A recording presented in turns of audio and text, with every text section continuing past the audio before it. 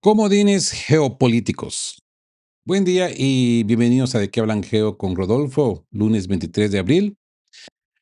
Hoy no venimos a leer titulares, venimos a conectar los puntos de una fractura global que está ocurriendo mientras el ciudadano común duerme. Iniciamos la semana con un tablero que ha dejado de ser bipolar para convertirse en un caos de múltiples frentes. Hoy vamos a diseccionar cómo las promesas de paz y los altos el fuego de fachada esconden una guerra de desgaste que ya no se mide solo en misiles, sino en el bolsillo de cada uno de nosotros, en cada uno de ustedes. Hoy en la torre de mando de qué hablan Geo, el póker de Trump contra el verano iraní. Donald Trump dice tener todas las cartas, pero Teherán acaba de poner sobre la mesa el comodín del precio de la gasolina. Analizamos cómo el verano del descontento en Estados Unidos puede ser la palanca que obligue a Washington a claudicar. El eje San Petersburgo-Teherán, mientras el servicio secreto investiga al profesor del mes, Abbas Araghchi se reúne en secreto con Putin. Bueno, no tan secreto, ¿no? Está a la vista de todos. Y el jefe del GRU ruso. La alianza ya no es diplomática, como pueden ver, es operativa. Les revelamos el contenido de la carta secreta de Mojtaba Jamenei que podría cambiar el destino de Medio Oriente. El enjambre pirata en Hormuz. Olviden los portaaviones, imágenes satelitales revelan cómo las lanchas rápidas iraníes con misiles chinos están humillando a la marina más poderosa del mundo. La parálisis estéril de Occidente ha comenzado. Y hablaremos de la traición de Berlín y el escudo de Putin. Friedrich Merz le pone precio a la cabeza de Ucrania. El territorio por una CIA en la Unión Europea, pero Putin ha lanzado su propio torpedo. Ha convertido la industria alemana en un escudo para proteger los puertos rusos de los drones de Zelensky. Si Alemania quiere gasolina, tiene que frenar a Kiev.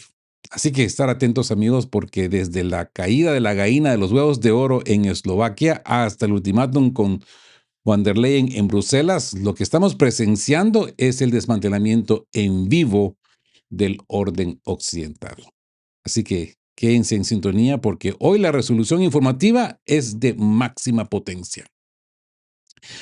Empecemos. El órdago de Araghchi. ¿Quién tiene las cartas?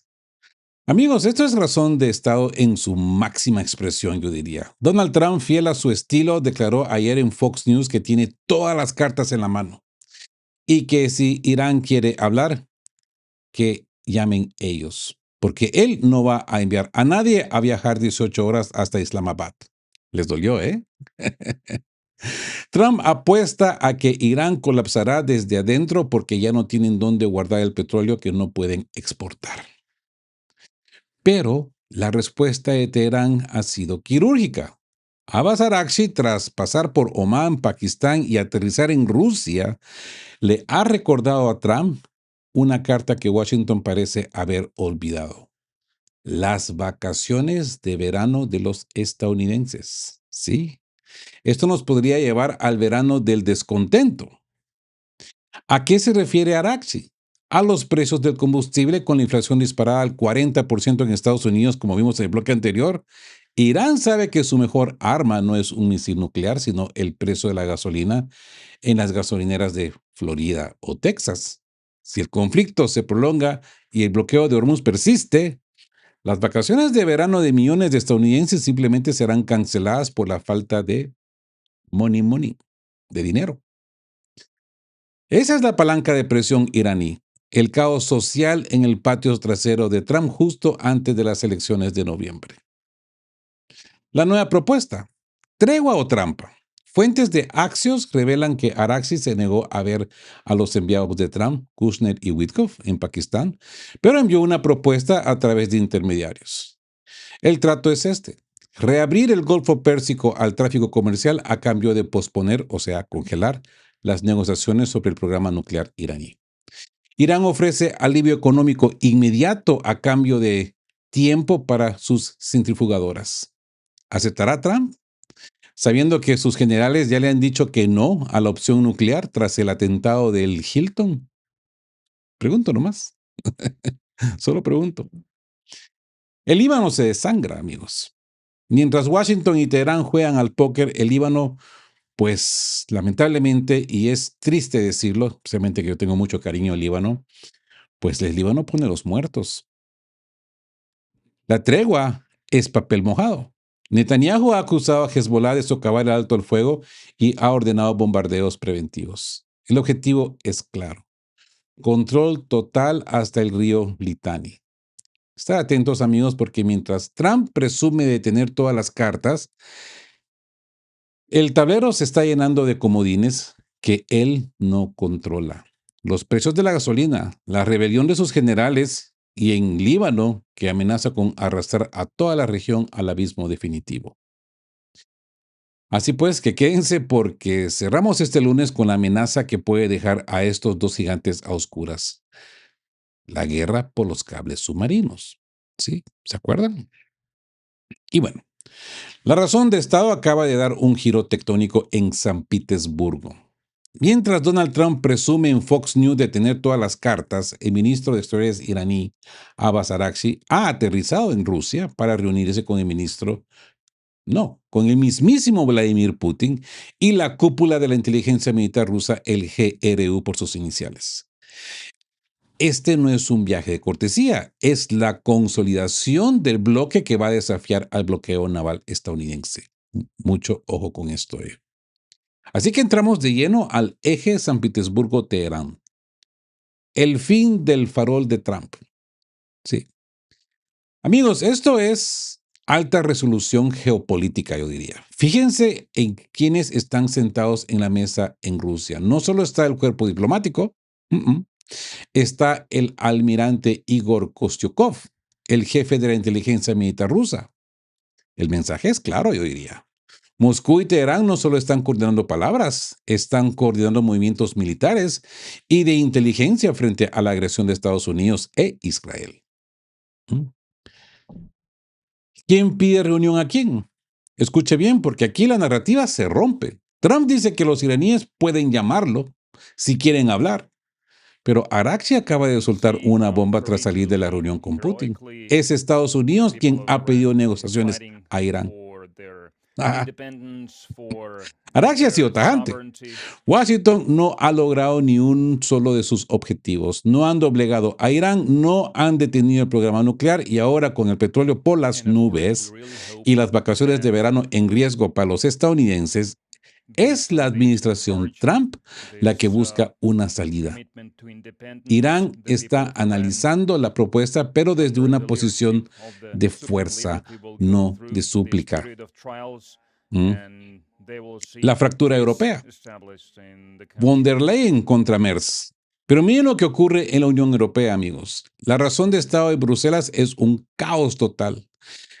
El canciller alemán Friedrich Merz propuso levantar sanciones a Irán a cambio de reabrir el estado del estrecho de Hormuz. Alemania necesita ese flujo para salir de la recesión que vimos el sábado. Pero Ursula von der Leyen le ha dado un portazo en la cara. Von der Leyen dice que es demasiado pronto y exige un cambio fundamental en Irán. Bruselas prefiere que la industria alemana colapse antes que ceder un milímetro en su retórica.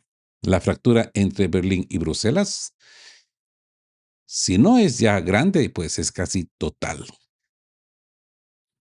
El retorno de los mártires en Líbano. Y mientras los diplomáticos hablan en palacios de mármol, en el barrio del sur del Líbano, la guerra entra en su fase más oscura. Hezbollah acaba de anunciar el despliegue de batallones de atacantes suicidas para impedir que Israel se asiente al sur del río Litani. La tregua no es que esté en peligro, es que ha muerto. Estamos volviendo a las tácticas de los años 80, una guerra de desgaste donde la vida humana es la moneda de cambio.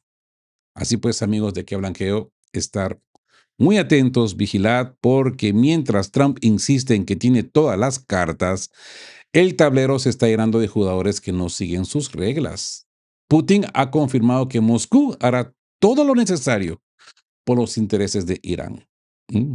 La alianza estratégica ya no es un papel firmado, es una realidad operativa en el terreno. Ahora bien, el mensaje secreto de Mojtaba a Putin, el árbitro final. Amigos, esto es información quirúrgica. Abbas Araghchi no fue a Rusia solo a pedir los S-400 para proteger sus refinerías. Fue a entregar una carta personal del líder supremo Mojtaba Khamenei.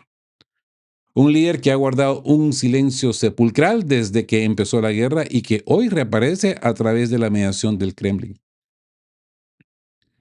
Sí, yo sé que ustedes se están preguntando, y yo también, ¿por qué Putin?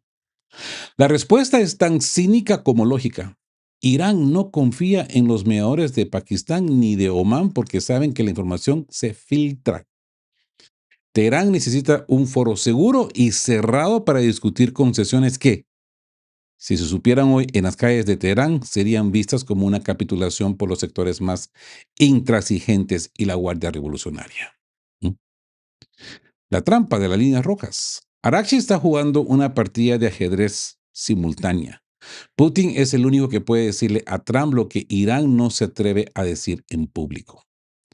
El enriquecimiento de uranio. Teherán está dispuesto a negociar los niveles y las inspecciones, pero necesita que parezca una victoria soberana.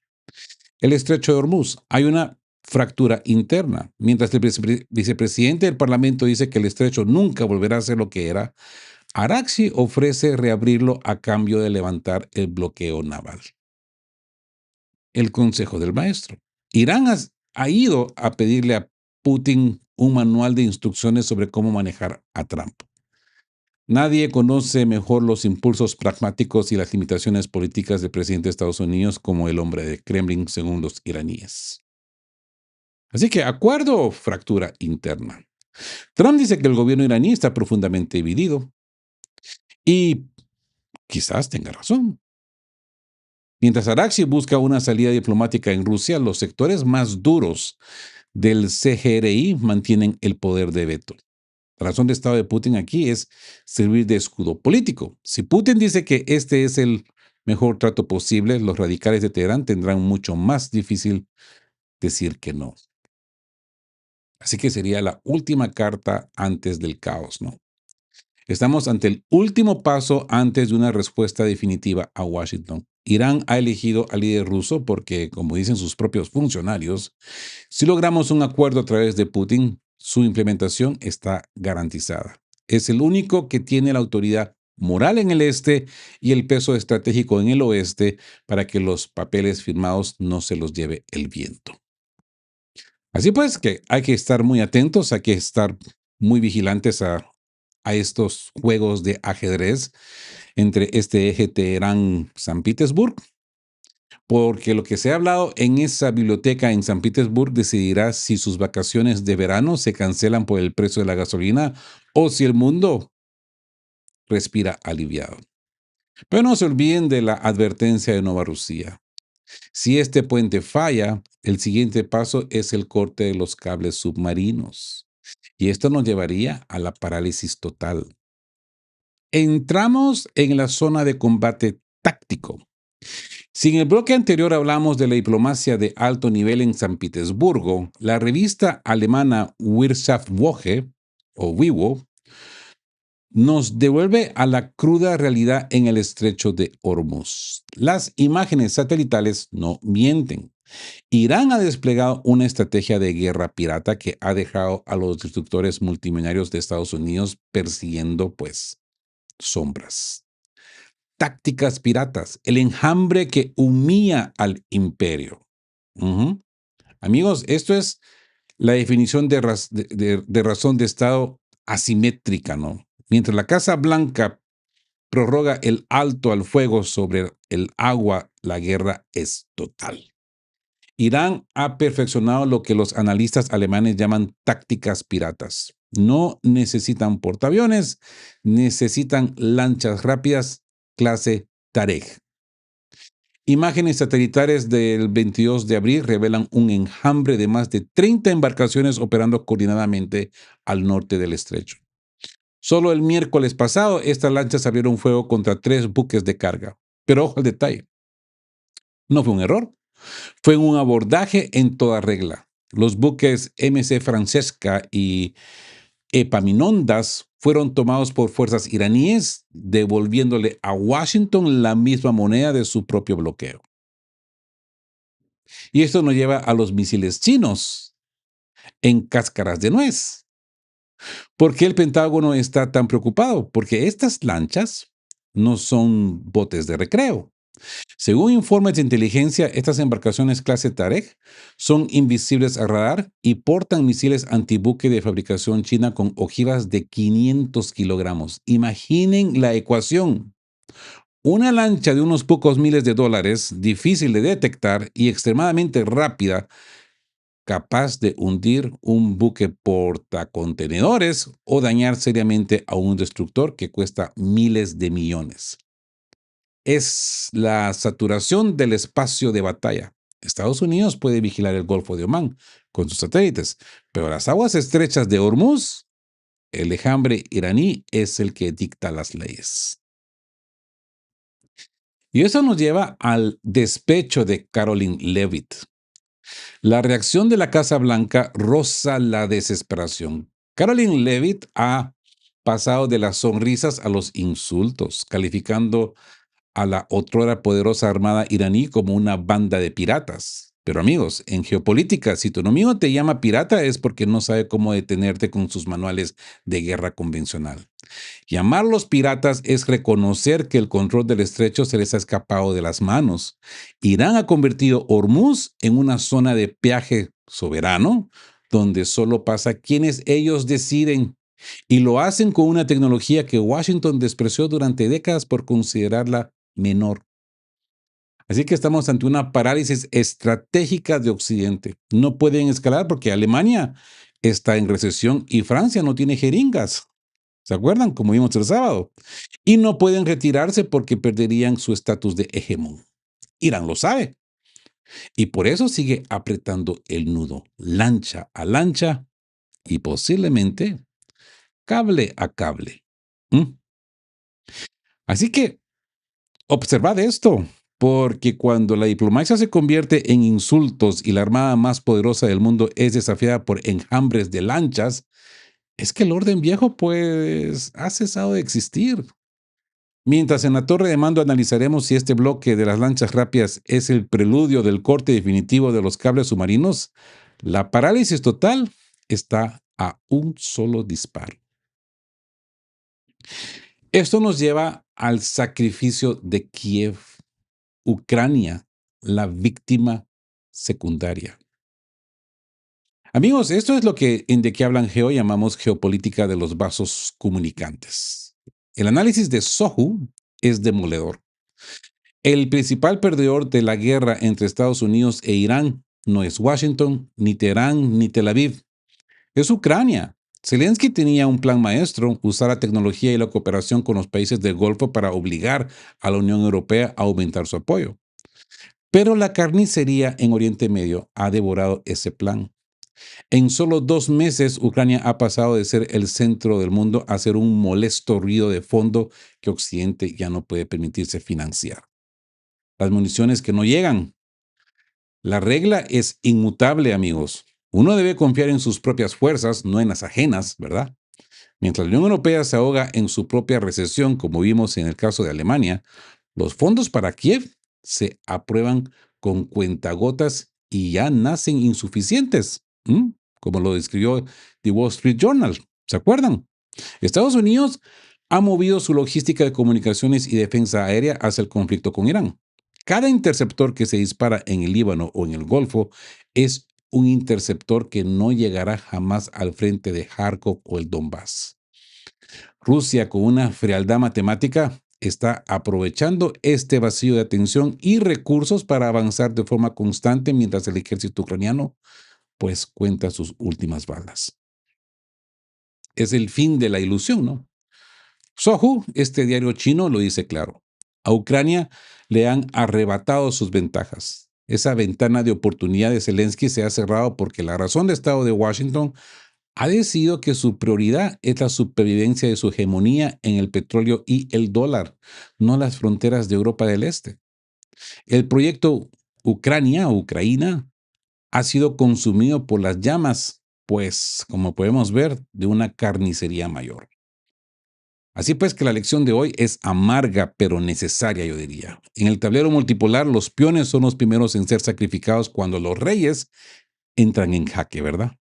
Ucrania confió su existencia en una potencia que hoy está más preocupada por sus vacaciones de verano y sus cables submarinos que por el destino de Kiev. Sí, como siempre les pido, estén atentos, vigilantes, porque el colapso de Ucrania será el primer gran efecto dominó de la guerra en Irán. La traición de Berlín, el canje de MERS. Amigos, esto es alta traición diplomática envuelta en papel de regalo europeo, por decirlo así. Friedrich Merz, el hombre que tiene las llaves de la caja fuerte de Europa, acaba de decirle a los estudiantes de Marsberg lo que no se atrevió a decirle a Zelensky en la cara en Chipre. Ucrania debe aceptar la pérdida de sus territorios. Así, a secas, sencillo. Ya no hay medias tintas. Berlín le está enviando un mensaje directo a Kiev. El camino a la Unión Europea no se paga con reformas, se paga con tierra. Merz sugiere que Zelensky debe convocar a un referéndum para que sea el pueblo ucraniano quien firme su propia mutilación territorial, usando la membresía en la Unión Europea como premio de consolación. ¿Mm? La promesa vacía al de 2027. Pero miren la letra pequeña del contrato, amigos.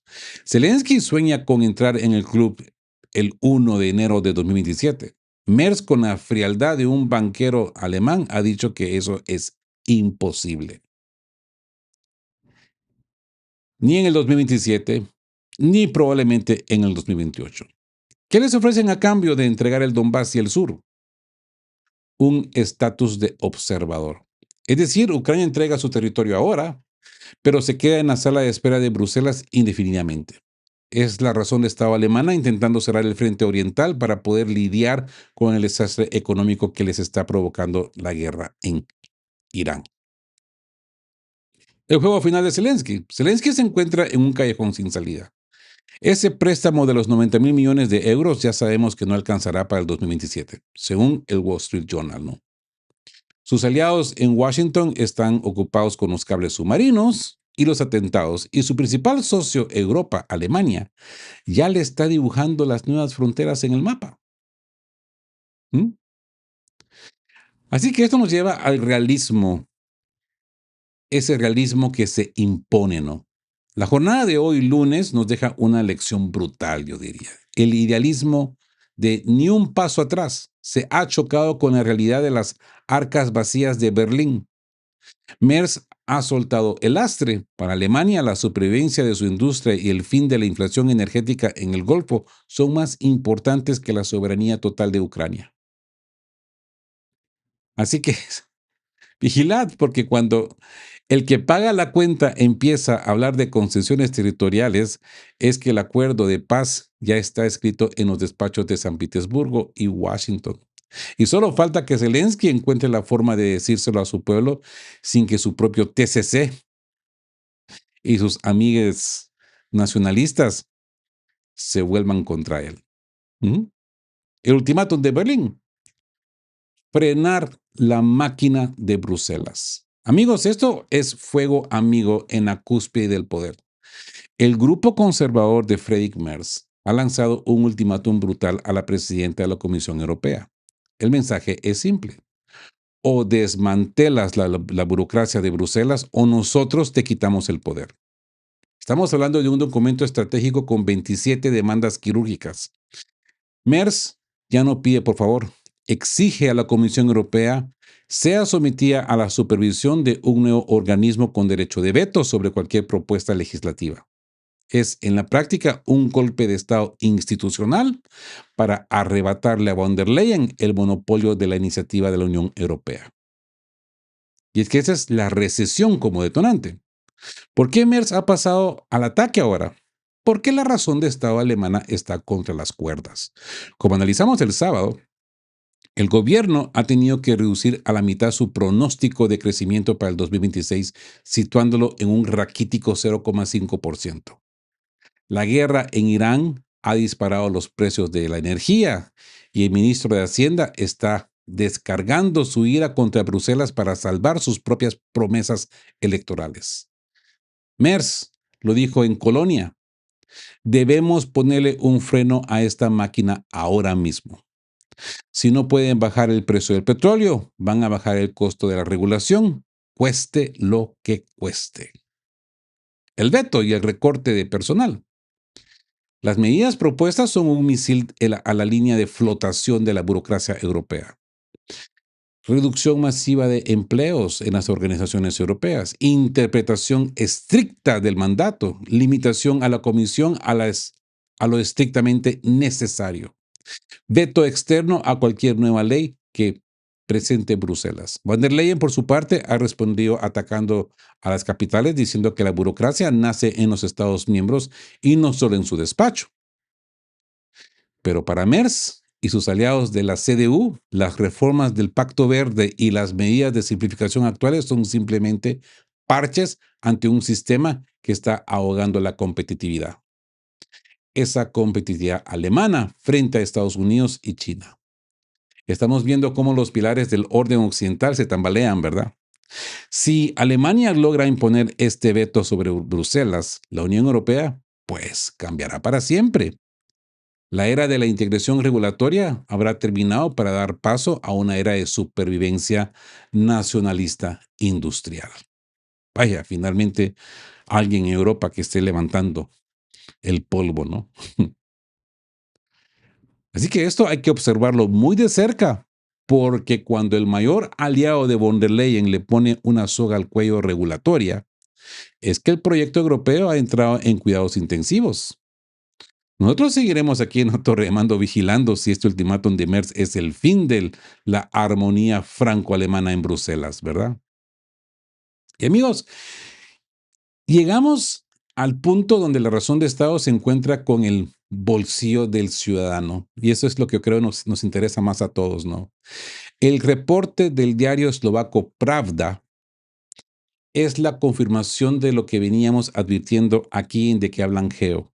La época dorada de la energía barata en Europa ha muerto, algo que venimos diciendo desde hace 2 años. Eslovaquia, que durante décadas fue el puente de oro para el gas ruso hacia el oeste, hoy es el espejo de una Europa que se apaga y se encarece. ¿Sí? A esto le podríamos llamar el fin de la gallina de los huevos de oro, ¿verdad? El colapso de Eustream. Amigos, esto no es solo una noticia económica, es el acta de defunción de la soberanía energética europea. Eustream, la empresa estatal eslovaca que solía ganar casi 400 millones de euros anuales bombeando gas ruso hacia el oeste, hoy apenas sobrevive. Las cifras son de alta resolución y de un impacto demoledor. De transportar 600 mil millones de metros cúbicos en el 2019, han pasado a tan solo 10 mil millones en el último ejercicio. El volumen ha caído una décima parte. La consecuencia es inmediata. Despidos masivos, recortes de personal del 20% y una infraestructura estratégica, pues que ya no se puede mantener. El mayo negro de las tarifas. Atención a esto porque a partir del 1 de mayo, los precios en Eslovaquia se van a disparar, suben. Eustream exigía un aumento del 70% en las tarifas de transporte para no quebrar. El regulador solo les ha permitido un 10%, tratando de evitar una explosión social. Pero esto es pan para hoy y hambre para mañana, ¿verdad? ¿Quién paga la cuenta? Primero las grandes empresas y las centrales térmicas, pero al final el consumidor común verá cómo su factura de calefacción se dispara, sube. El Estado eslovaco está inyectando subsidios para el 2026, pero amigos, los subsidios son solo deuda disfrazada de ayuda. No hay gas barato porque el tránsito a través de Ucrania es historia y las terminales GNL no pueden compensar la escala de lo que se ha perdido. Es la parálisis de la infraestructura. Eurostream es franca. La infraestructura diseñada para un flujo masivo ahora es ineficiente y costosa de operar para un goteo de gas. Es como intentar mantener una autopista de 10 carriles cuando solo pasa un coche por hora. Eslovaquia ha dejado de cobrar cientos de millones a las empresas extranjeras y ahora tiene que mirar a su propia gente para cubrir los costes de mantenimiento. El nuevo orden energético es un mundo de escasez, tarifas altas y subsidios estatales que no podrán durar para siempre. Lo que antes era un negocio de transporte público altamente rentable, hoy es una empresa que habla de optimización y despidos. Abrir los ojos, estar muy atentos porque cuando las infraestructuras estratégicas de Europa empiezan a recortar personal y subir precios a un 10%, que debería ser 70%, pero lo han subido un 10% por decreto, es que el motor del continente está gripado. Nosotros aquí en De Qué Hablan Geo vamos a seguir vigilando los precios de la energía porque este mayo negro que empieza en Eslovaquia es solo el principio, amigos. Ahora bien, la razón de estado del Kremlin acaba de lanzar un torpeo directo a la línea de flotación de la industria alemana. Si ya teníamos el frente de Mali, el atentado en el Hilton y los cables submarinos de Irán, ahora Vladimir Putin activa la palanca del Druzhba o el oleoducto de la amistad. Moscú ya ha anunciado que a partir del 1 de mayo corta el tránsito de petróleo kazajo hacia Alemania. Oficialmente por capacidades técnicas. Extraoficialmente es un jaque mate político al canciller Friedrich Merz. ¿Sí? Esto es el escudo kazajo. Putin acorrala a Berlín. Amigos, esto es ajedrez geopolítico en alta resolución. Rusia va a detener flujo de petróleo de Kazajistán, que alimenta la refinería de Schwedt. Puede que este petróleo sea kazajo, pero el tubo es ruso. Y Putin acaba de recordar quién tiene la llave. Esta refinería produce el 90% de la gasolina, el diésel y el combustible para aviones de Berlín y Brandenburgo.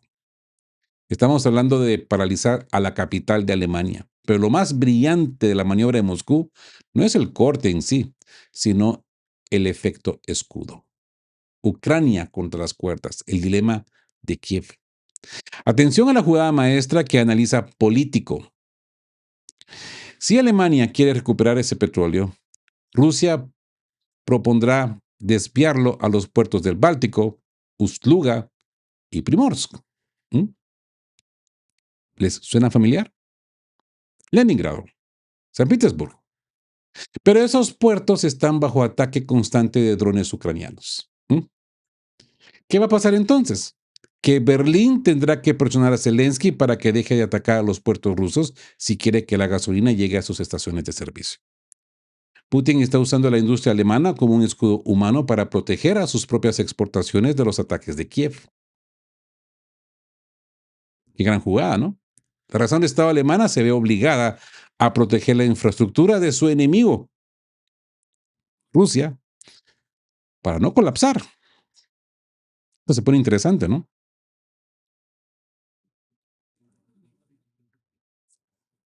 Y todos nos esperábamos una reacción violenta de parte de Rusia, un TAT bélico. Y miren con lo que sale Vladimir Putin, con una gran jugada de ajedrez geopolítico. Así que el verano del descontento y el ascenso del AfD. Esto ocurre en el momento más crítico para el canciller Merz. Con las elecciones regionales de otoño a la vuelta de la esquina, en los estados del este, la antigua RDA, el Partido Alternativa para Alemania, AfD, está capitalizando la rabia popular. Los precios de la energía están disparados. La AfD ya pide reabrir el Nord Stream. Y ahora la escasez de combustible en Brandenburgo y Sajonia-Anhalt prometen un verano de protestas masivas en la calle. Así pues, que esto es el colapso inmediato e irreversible. Kirill Dmitriev, hombre de confianza de Putin, ha sido brutalmente honesto. Sin el gas ruso, Alemania se encamina a un colapso económico inmediato e irreversible. Y Merz lo sabe. Por eso, mientras en público mantiene la retórica atlantista, en privado está buscando opciones alternativas, que simplemente no existen a esa escala y precio. Así que, como ya les he dicho con anterioridad, observad, estar vigilantes porque el 1 de mayo no solo suben las tarifas en Eslovaquia, sino que se cierra el grifo en SWIFT Alemania. Estamos viendo cómo Rusia utiliza la energía no como un arma, sino como una herramienta de reconfiguración política interna en Europa, para que entren en razón. Así pues que con este rompecabezas de lunes se cierra una sola verdad. El eje multipolar está dictando los tiempos y Occidente solo puede reaccionar aparentemente a los golpes. Y con esto terminamos este análisis para lunes 27 de abril. Espero que haya sido de su agrado. Si lo es, denle el me gusta. Si son nuevos por acá, suscríbanse al canal y estén juntos, fuertes, siempre buscando por la verdad y sean justos. Quedamos cuape. Chao, chao. Queremos recordarles que este espacio tiene un fin estrictamente educativo e informativo, basado en fuentes verificadas para fomentar una comprensión profunda de los hechos globales. Nos oponemos a la desinformación. Nuestra meta es el intercambio de conocimiento y análisis crítico, siempre bajo el respeto a todas las partes involucradas.